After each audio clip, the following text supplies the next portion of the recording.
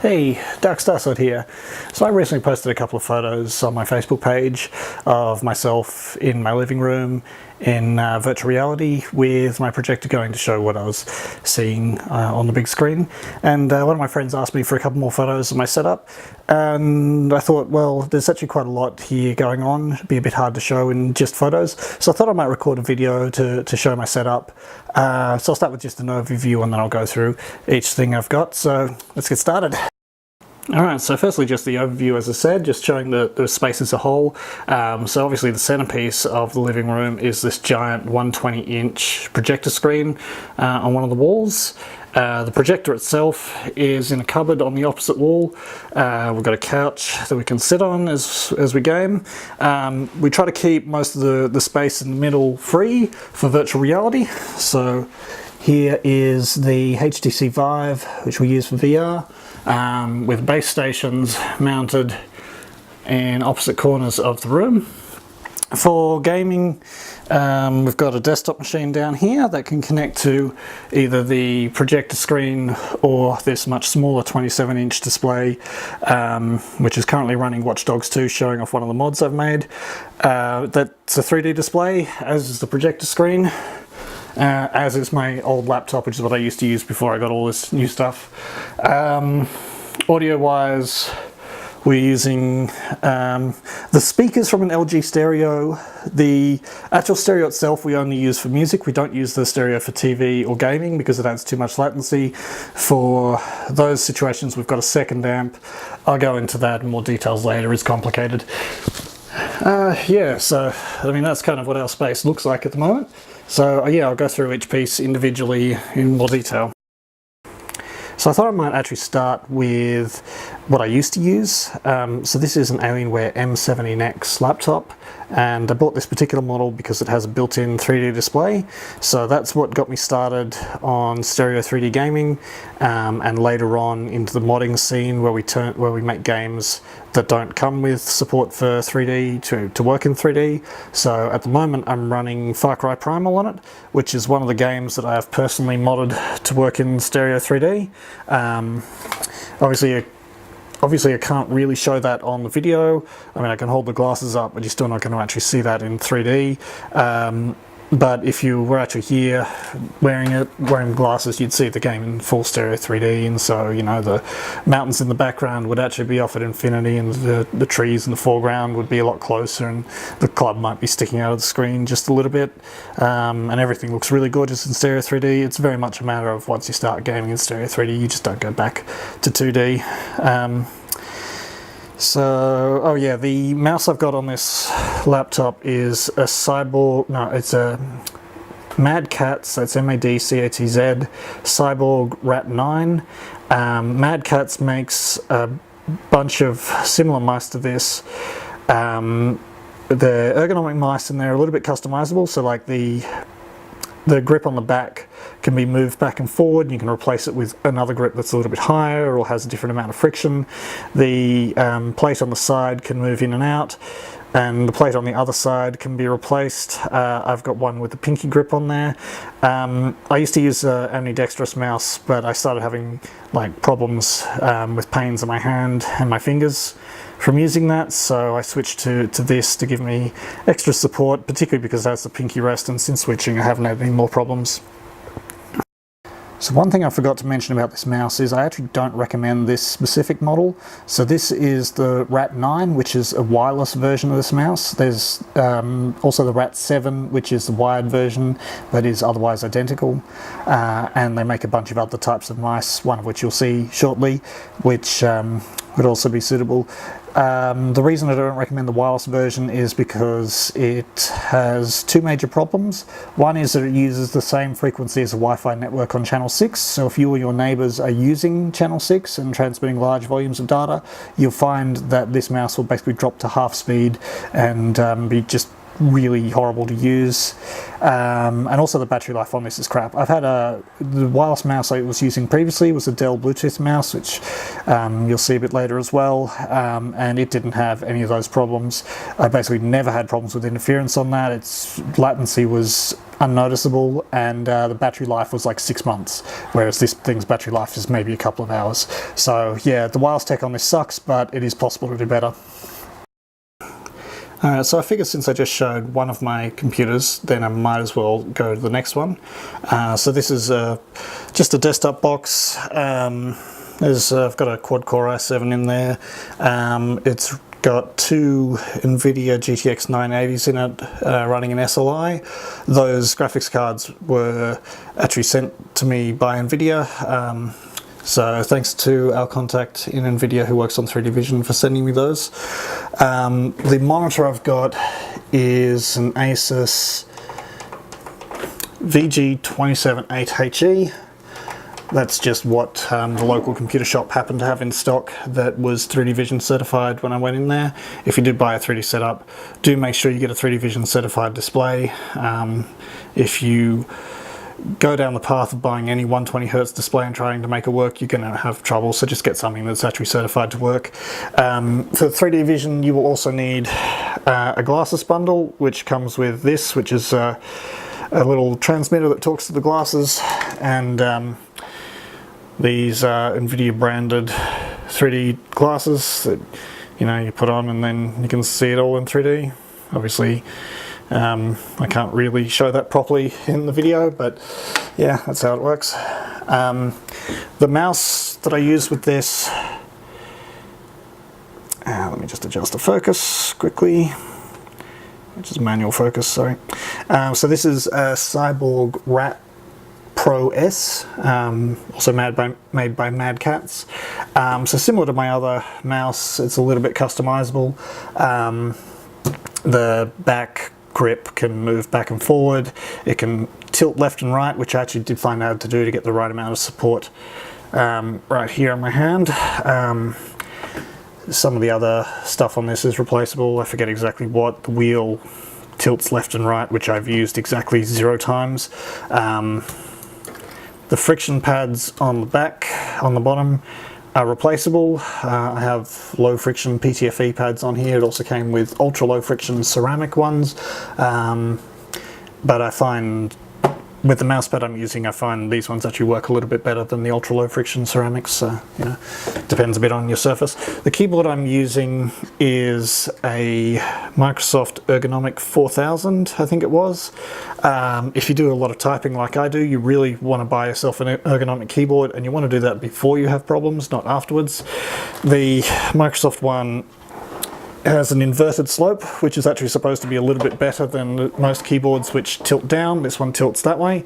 It molds into your hand a lot better, and will be better for your wrist. I think if I was designing this, the only change I'd make was adding a backlit keyboard to it and maybe mechanical buttons, but I would still go for this over a backlit keyboard with mechanical buttons any day if you're doing a lot of typing. So yeah, I won't go into too much about what's in the box itself because it's a desktop, I've got a nice motherboard in there and whatnot.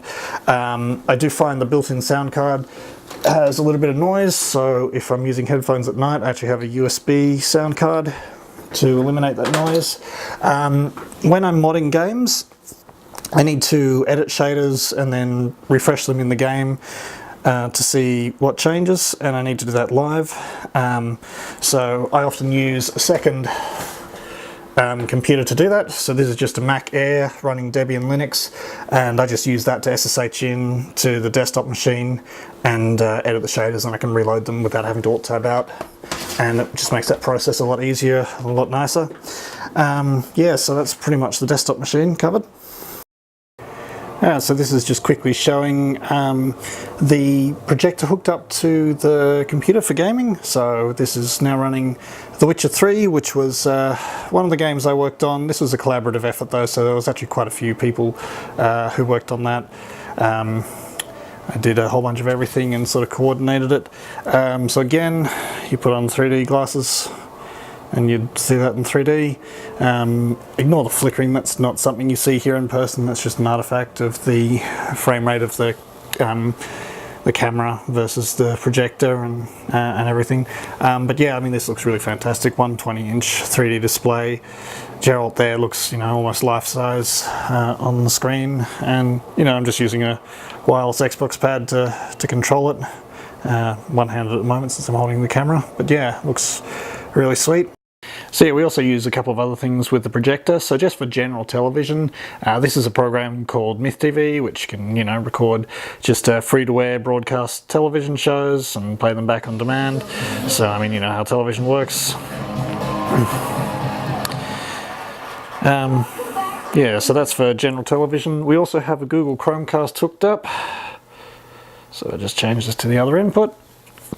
And then Google Chromecast, if you've never used one before, you control it from your phone. So I can just connect up, say, the YouTube app on Android over to this and start it playing this video, for instance.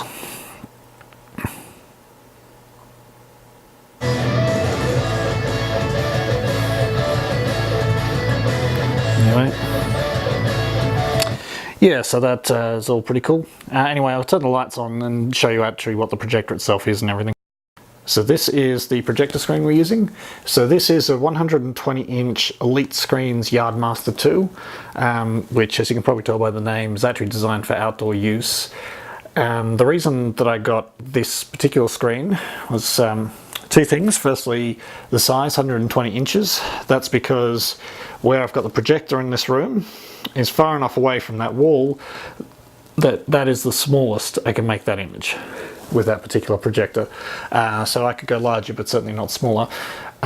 So I was previously using an 80-inch screen at our old place. At the old place we had the projector like on a table between the two chairs, but here we didn't want to do that. So yeah, so I had to get a larger screen for that. And the reason I went for a Yardmaster instead of sort of one of the more typical projector screens you might have, like one of the pull-ups or a tripod screen, is just the design of the frame. So firstly, this is a rental place, so I can't put holes in the wall to mount a fixed frame projector screen. Likewise, I can't mount a projector on the roof here because then I'd be putting holes in things, and I can't do that in a rental. So I needed something with a stand, and the tripod stands I was looking at would have taken up a lot more floor room, which would have then come in and taken up some of the room that we wanted to use for virtual reality, so that didn't seem like a great option. And the other ones, like the pull-up screens, they don't come out as far, but they still would have needed us to move a lot of this further into the room, and it would have reduced the amount of room we had. But the frame on the Yardmaster is fairly simple. It's just a lightweight aluminium frame around the screen itself, and the legs, which you can't really see because they're behind things, it's just like well, it's actually an inverted T-shaped leg. It's supposed to be there, and then there's another one there. But since I've got it pushed up against the wall, I've only dropped down one side of the leg, so it's actually more like an L shape instead of a T shape. And then, you know, it just rests against the wall. I've got a little bit of foam padding up in the corner just to make sure that the screen doesn't actually come in contact with the wall, so that we don't end up with any scratches or whatever that we'd have to clean up. Yeah, so I think the only downside of using a portable outdoor screen like this is because the screen folds up, you do get some creases in it, just from where it's unpacked. Now, I can probably actually get them out if I pull the screen out and heat it up with a hairdryer or a heat gun from behind, but I would do have to be a little bit careful, because if you heat it up too much you can damage the screen. Supposedly if you actually use it outdoors, the heat from the sun would be enough to get those creases out. But yeah, it packs up fairly compact. So that's the bag it comes in. So all that screen fits in that tiny bag, and it only weighs about 10 kilos, so fairly lightweight. This is the screen I used to use. That was an 80-inch screen, packs up into that bag. 80-inch, just for an idea of the size, is pretty much flush with this table, so flush from the left to the right, and obviously not quite as high. And that was just on like not exactly a tripod, but that kind of thing, right? The actual projector I'll show next. So this is the actual projector we're using in the cupboard. This is a BenQ W1070. That model seemed to be the most recommended at the time I bought it for use with 3D gaming, so I got that one. It does have controls at the back there, but it comes with a nice remote, even a backlit remote. How awesome is that? That you can use to control it, so no need to actually go in there and fiddle with it, and it'll pick up the remote signal bounced off the screen, so you point it at the screen, not at this. Obviously that's its IR sensor for the remote, as well as where the IR signal will come out to synchronize the DLP glasses. I've got 3 things plugged into it at the moment. I've got back here somewhere, that's the Google Chromecast that you saw playing YouTube videos earlier, and I use it for Netflix as well. The other HDMI port is connected to a 10-meter cable that runs around the room over to the desktop machine, and there's a HDMI switch on the other side of the room to use it with the LG stereo, but I'll come back to that. This is an Intel NUC box. This is running Myth TV. It's just running the front end. I've got the back end running on a different system in another room, and this is just a Bluetooth mouse and keyboard that I can use in case I need to do any maintenance on it that's a little bit more involved than what I can do with the remote. For like 99% of everything I ever need to do, this remote's enough. This is just a Media Center remote. If you just search eBay for Windows MCE Media Center remote, you'll probably find something like this. And this little box here is the infrared receiver for that remote. I could probably actually drop that because interestingly, the NUC box seems to have a built-in infrared receiver that actually works with that remote, and it works with the custom key table I use and everything, so I could potentially drop that, but then I need to have this somewhere with line of sight. Normally, we close the cupboard as narrowly as we can, so that NUC box is just out of sight. Yeah, the NUC box is just connected to the projector through VGA. I could potentially connect it through HDMI, but I don't have enough HDMI ports there, so I need a HDMI switch. But VGA actually seems to work perfectly fine. You can run 1080p over VGA as long as you have a decent cable that has enough bandwidth. So that actually works just fine. I don't really see a reason to change and add an extra switch there. I did also used to have a Nintendo Wii connected to the projector as well on the component in, or maybe it was a composite in, I forget which. But that seemed to stop working recently, and I haven't investigated to work out whether that was the cable or if the unit itself has died, but we almost never use the Wii, so not really a high priority. So these are all the 3D glasses that we've got. There's a few different types here. These ones on the right are all DLP Link glasses. So 3D DLP projectors are compatible with any DLP Link glasses. You don't have to get the ones that the company that makes your projector provides. So I don't actually have any BenQ glasses. The projector didn't come with any, and the ones that BenQ makes are not rechargeable, and I didn't really want to be dealing with replacing coin cell batteries, even though, you know, they do last for quite a while before you have to replace them. But yeah, so these ones at the front, these are E-Star America glasses. If you can get these, I highly recommend them. They're very comfortable. They work great. I've had no problems with them. But I went to buy another couple of sets because we've got a few guests coming over and I wanted a few extra pairs, but I couldn't find them. So I'm hoping that's just a temporary thing and that it's not something like the company's gone out of business or stopped making them or whatever. So instead I just got some of the cheapest rechargeable DLP Link glasses I could find on eBay. They work alright. They're not quite as comfortable, but they seem quite functional. This brand I would have to say avoid. This is Optima. These glasses have a fault where one of the lenses doesn't block out all the light. Works fine for a few minutes and then it starts malfunctioning. And I think I've seen another report of quality issues with them as well, and reports that they work fine. So it seems to be very hit or miss with that brand. But when you've got better alternatives like the E-Star America, I would say avoid that brand. So the next lot we've got are the NVIDIA 3D Vision glasses. There are 2 versions of these. This is the version 1 glasses, and this is the version 2 glasses. The version 2 glasses are a little bit larger, so if you have to wear just reading glasses or whatever yourself, then these are more likely to work with them. They'll fit over the top. I personally found the version 2 glasses, when I first bought them, were quite heavy, and after a couple of hours started becoming a little bit uncomfortable on my nose. That's why I bought an older pair of version 1 glasses, which are a little bit lighter weight and were more comfortable for quite some time, until the little nose grip fell off and refused to stay back on. But by then my nose was kind of more used to the weight of the glasses, so I went back to the V2 glasses and don't really have any problems with them anymore. The last one I've got is just some red blue glasses. They're just El Cheapo, you know, $1 or $2 from eBay. If you just want to try out 3D on your own system, if you have an NVIDIA card, you can enable 3D Vision Discover, which uses red blue, and just use it with any of those glasses. I certainly do not recommend it for an actual gaming session, because your eyes kind of get a bit weirded out by the colors, but just to try it out and see if it works, that's fine. I've just got those for testing things if I ever need to use 3D Vision Discover mode, but I almost never use them. And this is what happens if you leave your glasses in the bag and they get crushed, and you end up with one of the lenses half black, half white. Surprisingly, through the clear parts of the lens, these glasses actually still function, so I haven't actually thrown them away, but obviously they are broken. And just at the back of the TV unit, I've just got a little charging station here.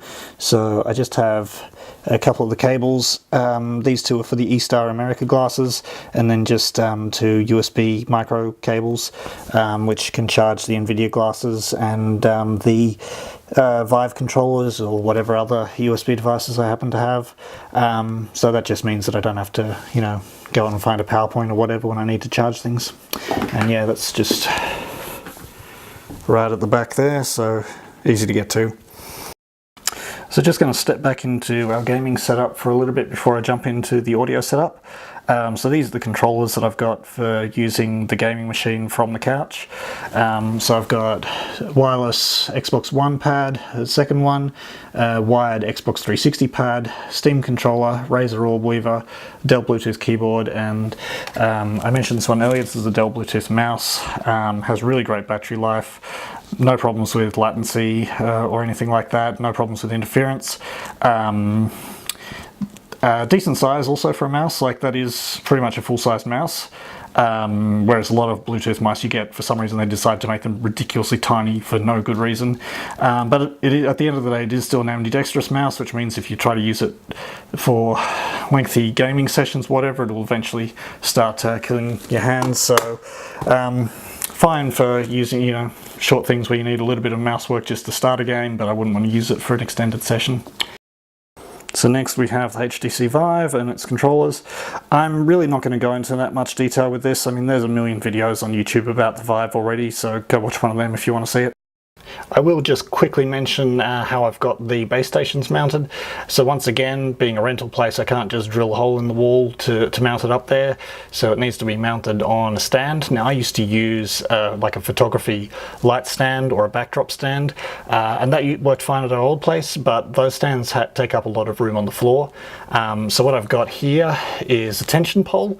This is actually a pole designed for use in a bathroom, for like in a shower, to hold some baskets or whatever. It basically just pushes up against the roof. It's got a spring in it, and that'll just hold it in place. And that means that the footprint on the roof is just what you see here, same again on the floor.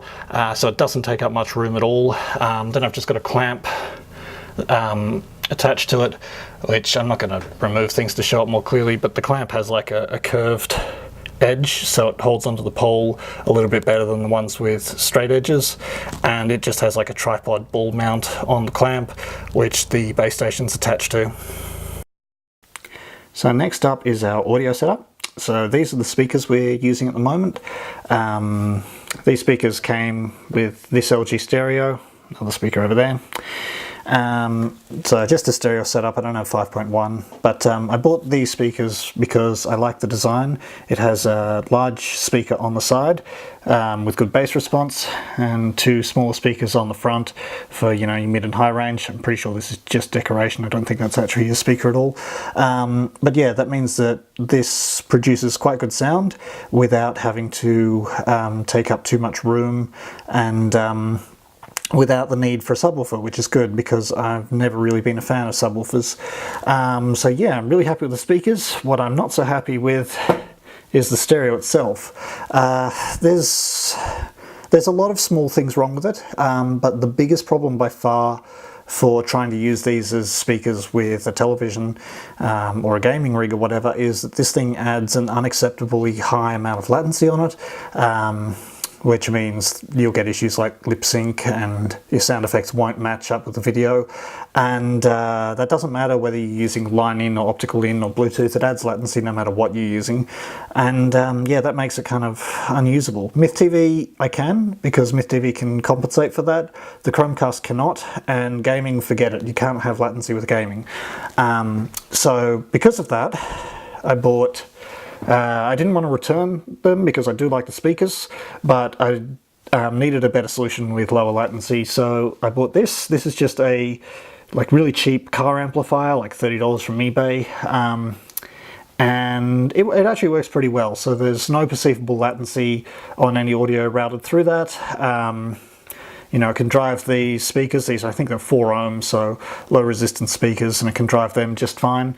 It can be powered from either AC or DC. It can, its AC power is rated for 220 volts, but it works just fine with Australia's 240 volts. DC, you need to find a 12 volt 5 amp adapter, which will probably be bigger than most DC adapters you have lying around for other things. I bought one specially. The problem with this is, I guess there's 2 problems with this. One is when you turn it on, it defaults to Bluetooth, which is no good. I want it to default to line in, but if you leave it on all the time, it doesn't matter. The second problem is it did add a bit of noise into the speakers. So when I powered it from AC, it added like a 60 hertz hum. Both the unit itself vibrated and there was a hum playing out the speakers. And when I powered it from DC, that hum was gone, but the DC was picking up some RF noise and playing that out the speakers. So I actually ended up, the power supply I've got has a ferrite bead. If you see like a lot of power supplies, a lot of power cables will have like a little knobbly bit towards the end of the cable. That'll usually be a ferrite bead, which cuts out a lot of RF interference. This one had it, but it was a little bit of distance from the end of the cable, so I covered the rest of it with aluminium foil and then some black duct tape to make sure there was no conductive area exposed, and that cut down on that interference tremendously. There was still a little bit, and then I just moved the cable around until I found a position where I basically can't hear that at all. Yeah, so that worked pretty well. But so I have an audio cable running around the room from the projector that goes into this amplifier, and yeah, that's where most of the audio goes from. But if the projector's off, then I can't route audio through that. I have to route audio somewhere else. So for that, I still decided I wanted to use the stereo, because if the projector's off, then I'm probably not needing to synchronize it to video. So that's just music. So that doesn't matter if it has latency. So I've got an optical cable connected from the desktop machine to the stereo at the back, so I can play music through that.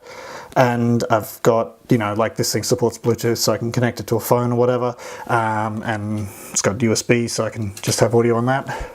Yeah, and so that works, but then, you know, I didn't want to be unplugging the speakers from that amp and plugging them into that.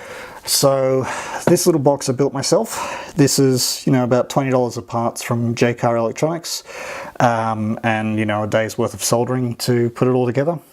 So the switch on the front is just a 4-pole double throw switch, and that's just broken out to some speaker terminals at the back, which I've then got, you know, the speakers connected to one set of the inputs and the 2 amplifiers on the other 2 sets.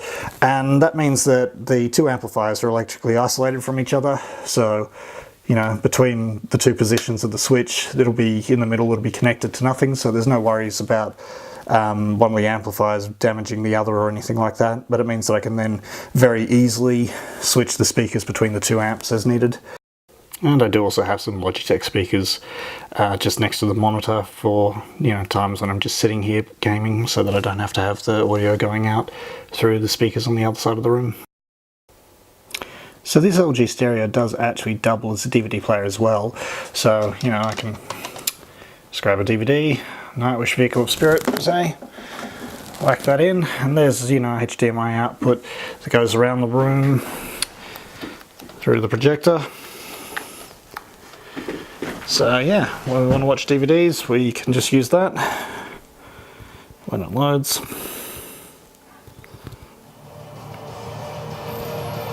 Yeah. Obviously going to look better with the lights out.